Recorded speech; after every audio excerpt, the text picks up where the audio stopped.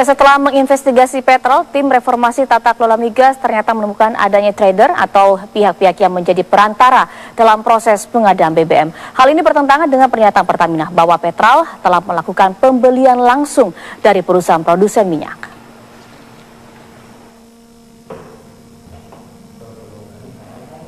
Setelah melakukan proses investigasi terhadap Petrol, anak usaha Pertamina di bidang pengadaan BBM di Singapura, tim reformasi tata kelola migas menemukan sejumlah kejanggalan.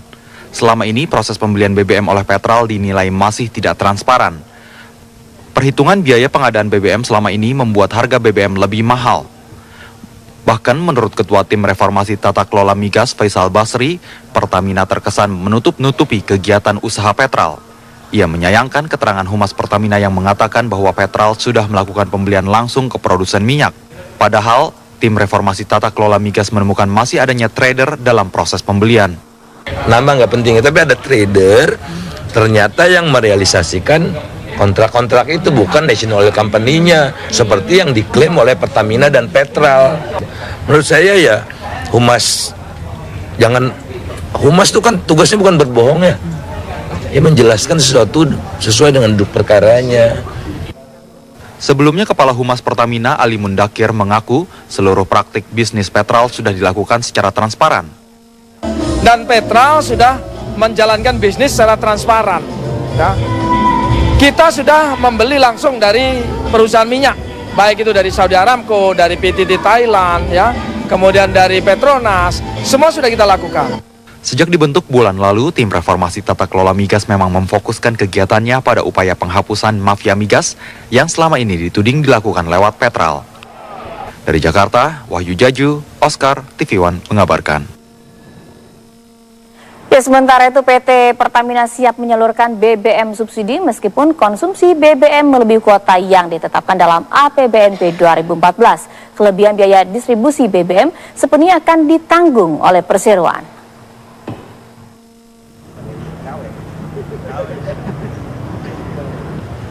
Kuota BBM subsidi yang ditetapkan dalam APBNP 2014 sebesar 46 juta kiloliter diperkirakan tidak akan cukup. Namun PT Pertamina bersedia untuk menyalurkan BBM subsidi meskipun kuota di atas target yang ditetapkan. Untuk itu pemerintah menjamin distribusi BBM subsidi baik solar maupun premium hingga akhir tahun aman. Menteri Keuangan Bambang Brojonegoro mengatakan kelebihan biaya dan distribusi BBM bersubsidi sepenuhnya berasal dari dana perseroan. Nantinya dana ini akan diganti pemerintah sesuai yang dilakukan audit oleh Badan Pemeriksa Keuangan atau BPK. Kemarin kesimpulannya, pokoknya Pertamina akan memastikan menjual harga BBM dengan harga subsidi sampai 31 Desember dengan kemampuan keuangan mereka. Udah. Tidak akan ada bantuan dari pemerintah ya? Ya nggak ada bantuan, itu kemampuan keuangan mereka. Ya. Kebutuhan BBM bersubsidi diperkirakan meningkat menjelang akhir tahun. Kenaikan konsumsi karena adanya perayaan Natal dan Tahun Baru. Menurut data dari Pertamina, hingga akhir tahun diperkirakan ada kelebihan kuota BBM bersubsidi hingga 1,35 juta kiloliter. Dari Jakarta, Femi Nugraha, Mulia Rahman, TV One mengabarkan. Sistem kelistrikan di Jawa dan Bali dipastikan semakin membaik menyusul beroperasinya pembangkit listrik tenaga uap atau PLTU di Indramayu, Jawa Barat. Proyek senilai 1,5 triliun rupiah ini sempat tertunda akibat sengketa lahan dan terkendala izin dari pemerintahan setempat.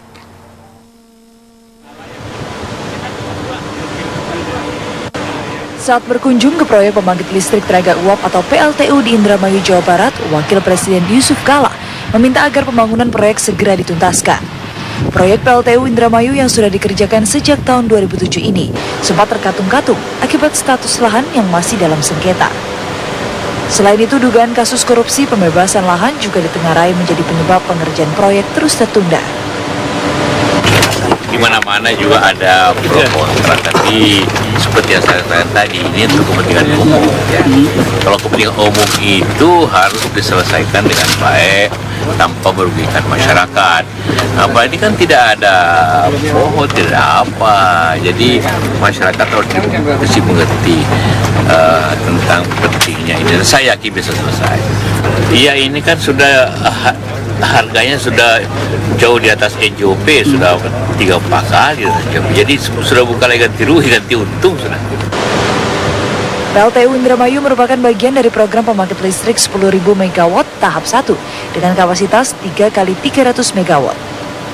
Nilai kontrak pembangunan pembangkit listrik ini mencapai 696,73 juta dolar Amerika Serikat atau 1,49 triliun rupiah. Sementara itu untuk pendanaan berasal dari konsorsium bank lokal dan konsorsium bank asal negara Tiongkok. Kebutuhan batubara PLTU ini diperkirakan mencapai 4,2 juta ton yang akan dipasok dari Kalimantan dan Sumatera. Dari Indramayu, Jawa Barat, Warji Supriyadi, TV One mengabarkan.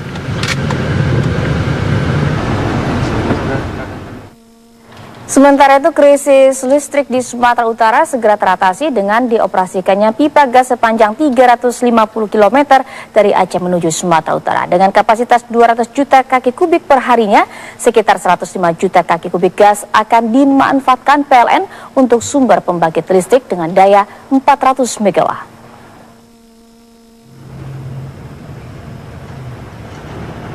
Pipa gas sepanjang 350 km yang membentang dari Aceh menuju Medan, Sumatera Utara, segera dioperasikan mulai tahun 2015.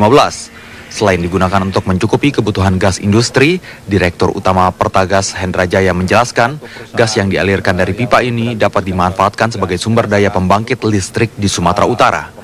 Dengan kapasitas 200 juta kaki kubik per harinya, sekitar 105 juta kaki kubik gas akan dimanfaatkan PLN untuk sumber pembangkit listrik dengan daya 400 MW.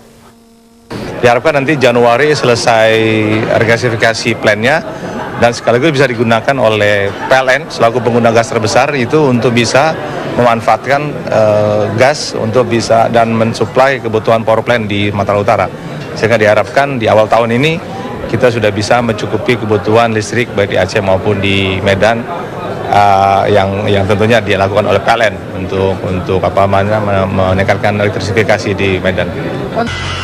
Selain pipa gas di Sumatera Utara, pipa gas yang menghubungkan Gresik Semarang sepanjang 300 km serta pipa di Muara Karang sepanjang 70 km juga segera dioperasikan mulai tahun depan. Dengan beroperasinya pipa gas tersebut, jaringan pipa Pertagas di seluruh Indonesia yang saat ini memiliki panjang 1.600 km akan bertambah menjadi 2.300 km. Dari Jakarta, Wahyu Jaju, TV One mengabarkan. Kita beralih ke kabar lain, penumpang pesawat udara harus bersiap membayar harga tiket lebih mahal. Sebab mulai 1 Januari 2015 mendatang perusahaan penerbangan wajib menyatukan pajak layanan bandara atau airport tax ke dalam harga tiket.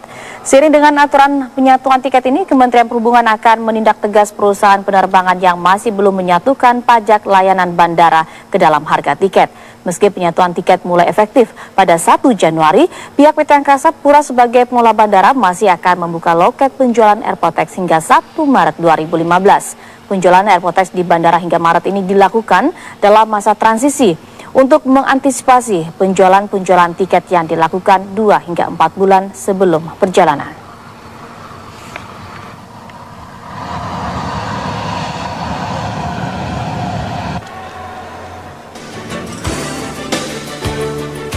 Ya, tolak kenaikan harga BBM subsidi, buruh akan unjuk